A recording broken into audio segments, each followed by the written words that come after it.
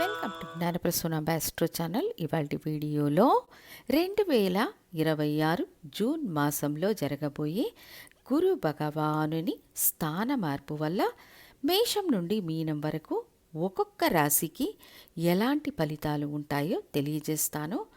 ప్రపంచంలో జరగబోయే ముఖ్యమైన సంఘటనలకు గురు భగవానుని స్థాన మార్పు బలమైన ప్రభావాన్ని చూపుతుంది. దయచేసి వీడియో స్కిప్ చేయకుండా చివరి వరకు చూడండి. ఇక మొదటి రాశి మేషరాశి.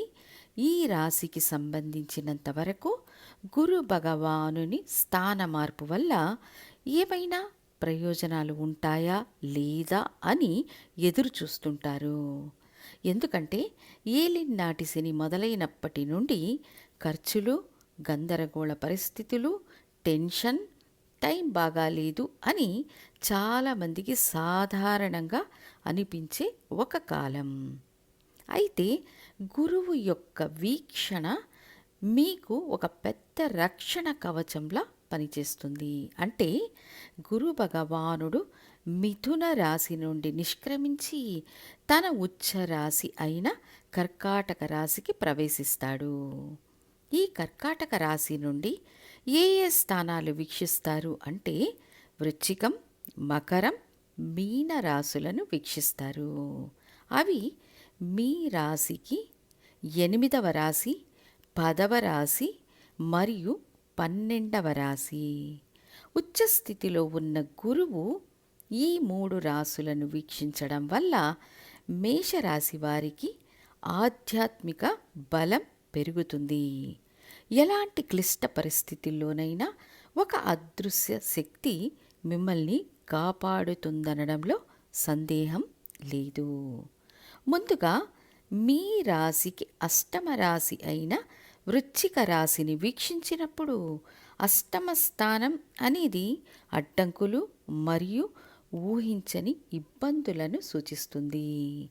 గురువు తన 5వ దృష్టితో వృశ్చికాన్ని వీక్షించడం వల్ల మీకు రావలసిన మొండి బకాయిలు లేదా ఆగిపోయిన సొమ్ము తిరిగి వచ్చే అవకాశం ఉంటుంది.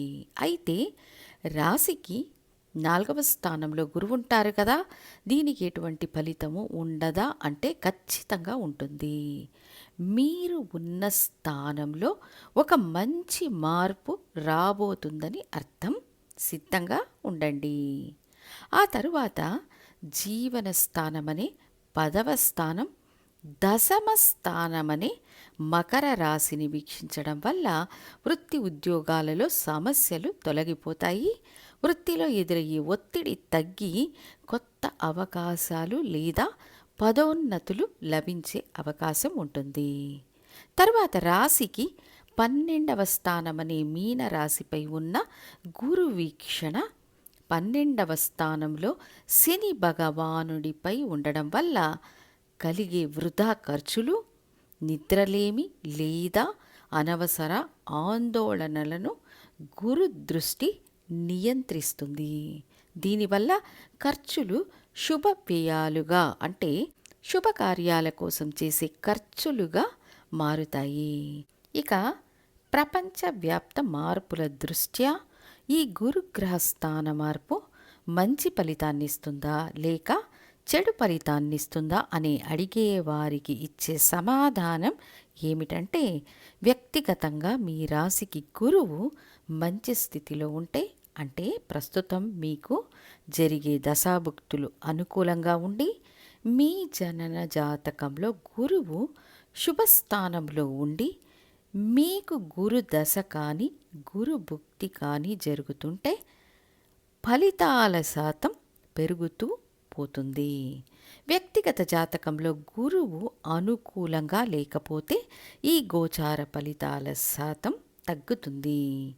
గోచారం కేవలం 20 నుండి 30% ఫలితాలనిస్తే వ్యక్తిగత దశాభుక్తులు 70% ఫలితాలనిస్తాయనే విషయాన్ని ఎప్పటికీ మరచిపోకూడదు. తదుపరి ప్రపంచ పరిణామాలు ఎలా ఉండబోతున్నాయి అని చూస్తే, గురువు కర్కాటక రాశిలో ప్రవేశిస్తున్నారు.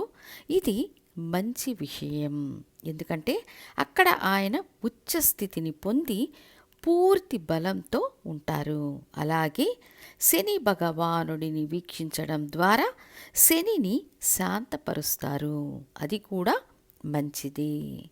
అయితే ఇక్కడ ఒక ముఖ్యమైన విషయం ఉంది. ఈ క్రమంలో గురువు కేతువుకు అత్యంత సమీపంలోకి వస్తారు.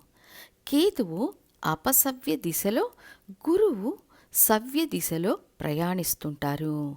ఇలా గురువు కేతువును సమీపించే సమయంలో ప్రపంచవ్యాప్తంగా ఆర్థిక ఇబ్బందులు తలెత్తవచ్చు.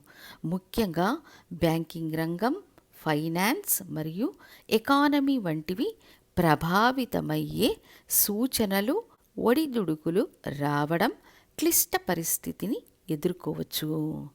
ఒక గ్రహం ఉచ్చ స్థితిలో ఉన్నప్పుడు దాని శక్తి పతాక స్థాయిలో ఉంటుంది.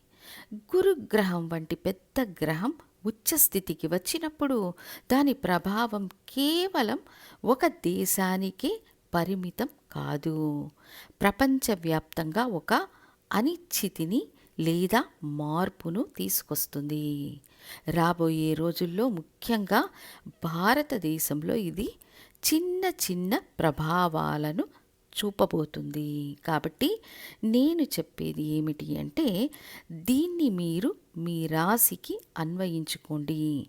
మీ జనన జాతకంలో గురువు ఎలా ఉన్నారు, మీ రాశి ఏంటి, లగ్నం ఏంటి, మీకు ఏ దశ ఏ భుక్తి నడుస్తుంది, అలాగే మీరు ఏ రంగానికి చెందినవారు అనేది గమనించుకోవాలి.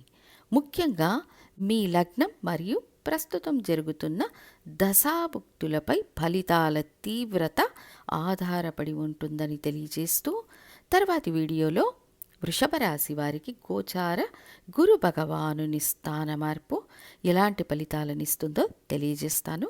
ధన్యవాదాలు.